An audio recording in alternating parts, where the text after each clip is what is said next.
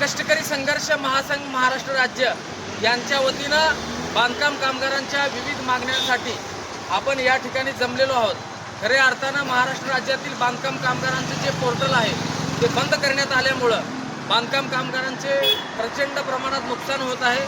ते पोर्टल सुरू नसल्यामुळे वेगवेगळ्या प्रकारचे लाभ आणि सामाजिक सुरक्षा देत असताना बांधकाम मजुरांना अडचणी येत आहेत। याच्या निषेधार्थ म्हणून आज या ठिकाणी आपण जमलेलो आहोत। खऱ्या अर्थानं बांधकाम कामगारांची नोंदणी आणि नूतनीकरण न झाल्यानं आज महाराष्ट्र राज्यामध्ये 4थ्या मजल्यावर 7व्या मजल्यावर 5व्या मजल्यावर काम करणारा माझा बांधकाम कामगार अत्यंत अडचणीमध्ये आहे। आणि अपघाती मृत्यू जर झाला तर 1 रुपयाही कुठल्या प्रकारचा त्यांना लाभ मिळणार नाही, अशा प्रकारची दयनीय अवस्था आहे।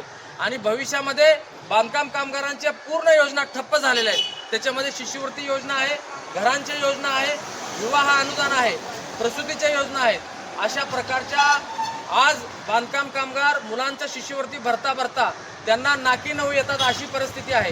तर खऱ्या अर्थानं जर बांधकाम कामगारांचं तातडीनं पोर्टल सुरू नाही झालं, त्यांच्या मागण्या लवकरात लवकर सुरू नाही झाल्या तर आम्ही महाराष्ट्र राज्याची राजधानी मुंबई येथे भव्य मोर्चा काढून मुंबई येथे धडकणार आहोत। हा इशारा आज महाराष्ट्र शासनाला आणि महामंडळाला आम्ही या ठिकाणी देत आहोत। सामर्थ्य शक्तीचा राजदंड उचलून गर्जना करी प्रचंड अन्याय